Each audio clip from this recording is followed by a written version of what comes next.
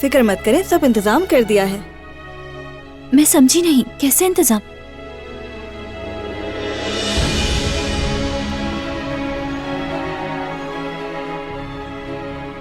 मतलब आपकी पहली रात है।